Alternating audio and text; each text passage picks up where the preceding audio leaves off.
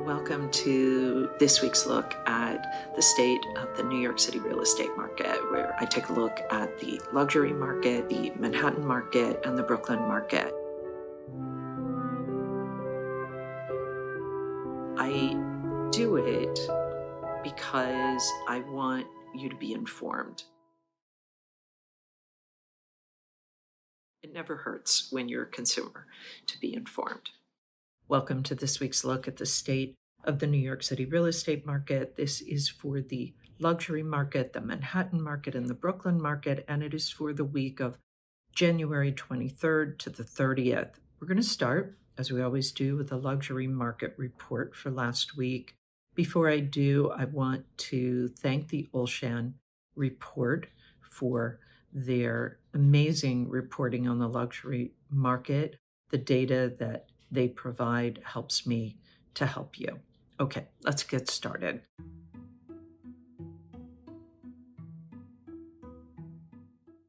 There were 15 contracts signed last week in the luxury market at $4 million and above. That's 2 fewer than the previous week. Interestingly, condos tied co-ops 7-7, and there was 1 townhouse in this mix. What's interesting is that we don't usually see this kind of tie between condo and co-op signed contract activity in the luxury market. Oftentimes it's condos leading the pack. I think the last time that this happened was in December of 2020. So that is something notable.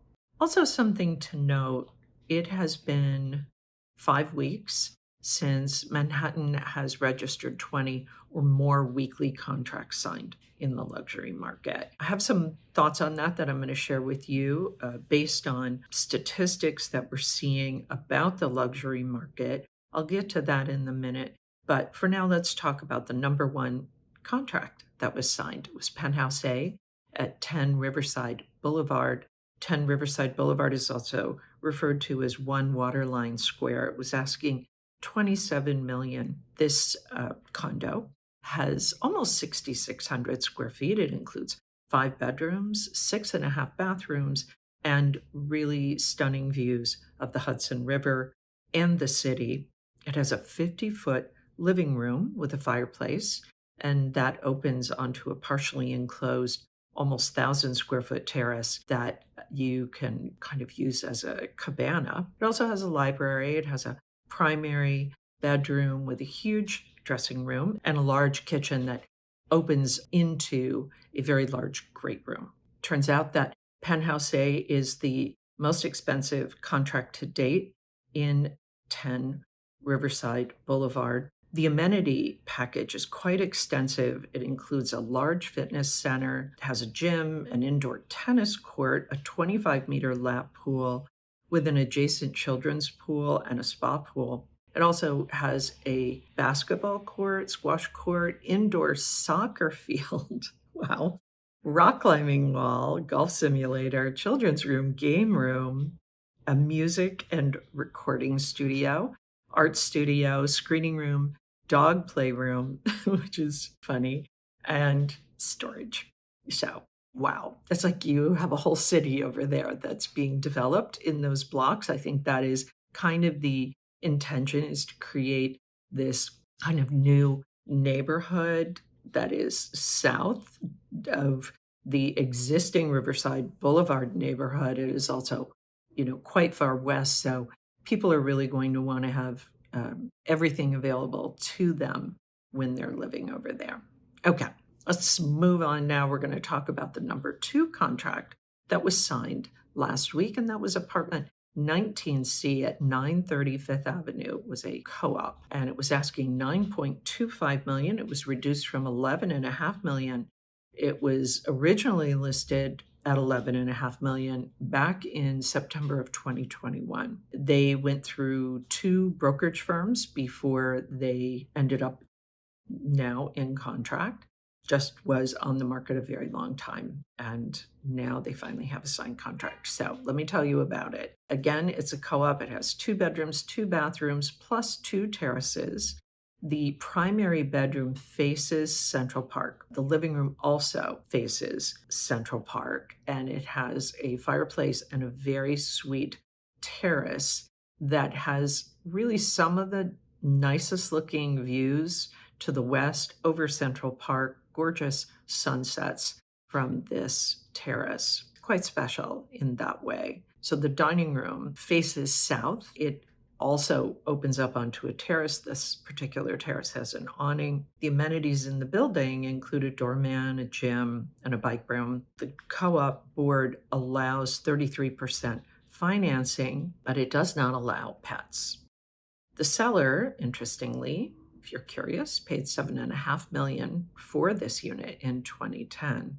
Very interesting. Contracts number 1 and 2. Interesting to have both a new development contract as the number 1 and a very established white glove co-op in the number 2 position for last week. All right, we're going to take a look at the stats, and then I'm going to talk a little bit about kind of where we're seeing the luxury market right now, as I mentioned at the top. The total weekly asking price sales volume, 114,539,000. That is a bit on the low side for the luxury market. The average asking price was 7,635,933. The median asking price, 5,850,000. The average discount from original ask to the last asking price, 8%. And the average days on market, 557. Probably the number 1 and the number 2 contracts contributed to those days on market, may have also contributed to the kind of increased negotiability. All right, so as I said, looking at the luxury market right now, we're seeing, for over a month now, we're seeing contracts below what we were used to seeing. So let's say below 20 contracts signed a week. But as we're looking at this luxury market, it seems like while perhaps the heyday of the luxury market may have passed us by, we are also seeing that it's kind of holding steady now. So it may well have bottomed. And this should be a signal to buyers that this is a great time for leverage for them. So if you are a buyer in the luxury market, meaning properties that are priced at $4 million and above, this may be your time to make your move on a property that you've had your eye on. You may get the most leverage right now. We are in the spring season, kind of in the early days of that. If we begin to see an uptick in signed contracts, which based on the kind of shortage of supply overall that we're seeing all across the market, it may continue to keep pressure and may start to create a little more advantage to the sellers if we start to see contract activity begin to pick up in the spring or as we move into the spring. Anyway, okay, that is it. Any questions about the luxury market or anything that I've just spoken about, please post those questions below. If you feel this is helpful to you, this kind of reporting, please subscribe. I report on this every week. And as always, if you feel this information would be helpful to someone else, feel free to share it with them. Okay, now we're going to move on. We're going to take a look at what happened in Manhattan last week.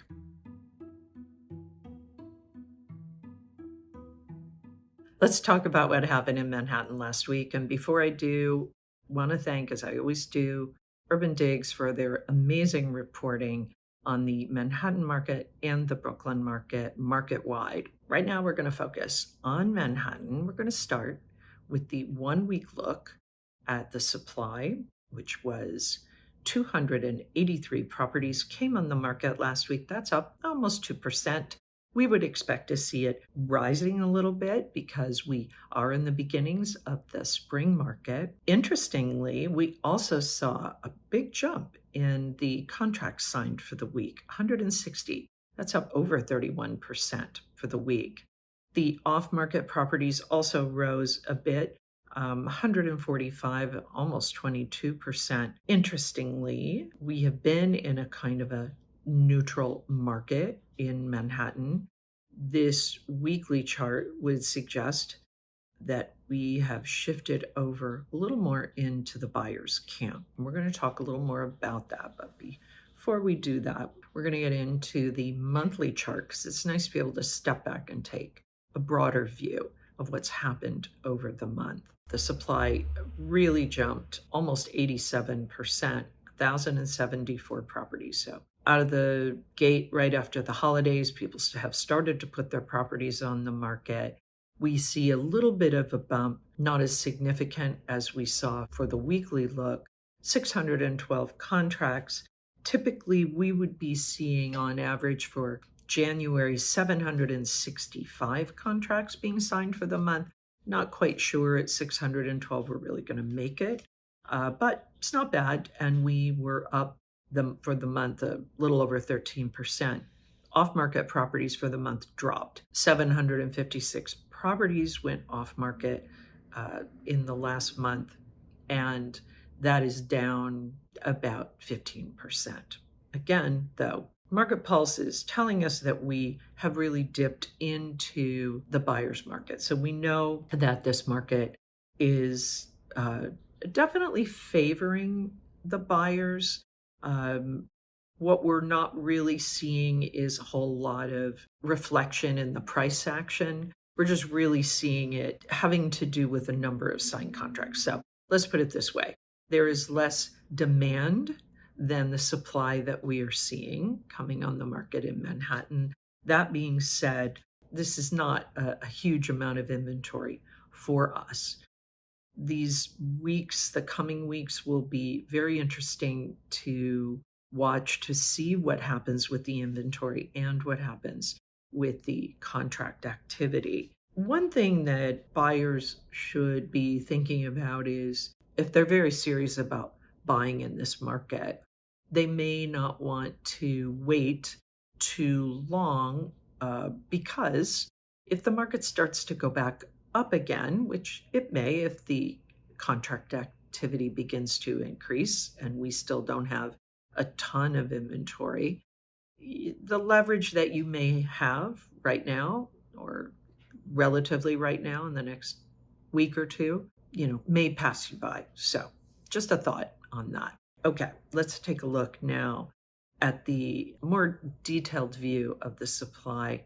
We see that the inventory is a little higher as the listing season gets underway. We do see that the pending sales, so the sales that are in contract already, those are down a bit. And we're going to have to wait and see what happens as we get a little more into the heart of the spring market. We are seeing a bit of an uptick in the signed contracts of late, but we're so early in the spring market, it's very hard to totally predict, how much more inventory is going to be coming on. Will the contract activity begin to pick up? Will the buyers jump in? I will say, as I said last week, definitely seeing more traffic at the listings, definitely starting to get offers on places that may have even been sitting on the market for a while. So we are seeing buyers now kind of jumping in a little more enthusiastically. If that continues, then we will probably end up kind of back where we've been, which is in kind of a neutral market, may even begin to, depending on how it goes, begin to favor the sellers a little bit. So buyers, keep an eye on this.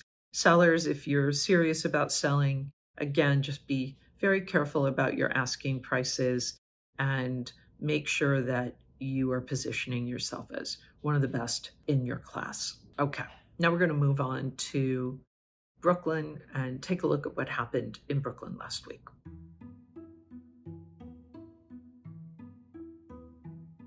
So if we take a look at this 1 week chart for Brooklyn for last week, we see that the supply was down a little over 37%, 120 properties. Contracts signed, 92, that's up over 37%. Off-market properties up almost 7%, 63. As with Manhattan, we've seen a little bit of a shift from that neutral market dipping into buyer's market territory. If we take a broader look now, we look at the 1 month chart, we'll see that the supply has jumped to almost 49%, 651 properties over the last month. Contracts signed 375, that's down a little over 3%. The off-market properties were up a little bit, about 23%, 412. Again, we have shifted in Brooklyn into buyer's market territory. If we take a look at this market pulse chart, we'll see that in Brooklyn, we kind of have made our way down. How far down? This will really completely depend on the supply and the demand, just as it will for Manhattan. If we take a closer look at the Brooklyn supply, we'll see that there are a little over 2,900 properties on the market in Brooklyn. This is for all price points, all property types. That is up 1.1% year to date, down 2.0% from last month, and down almost 10% from last year. The pending sales in Brooklyn, so again, for all property types, all price points, 1,485 pending sales. That is down 10.5% from 10.5% year to date, 11.7% from last month, and 41% from last year. If we take a look at the monthly contract activity, so these are the things that are going into contract, we see that in Brooklyn, the contract activity still remains subdued. Again, just as with Manhattan, though, we are seeing signs of life in terms of more buyer traffic, more offers being made, more offers being accepted. We do have a bit of a delay from the time that an offer is accepted until it goes into contract. So we're going to take a look next week and see if this increased traffic overall in Brooklyn and Manhattan gets reflected increase in contract activity. That's it for the Brooklyn Market Report, and that's it for this week's look at the state of the New York City real estate market. I'll be back next week with the latest news about what's happening in the luxury market, the Manhattan market, and the Brooklyn market. In the meantime, take care.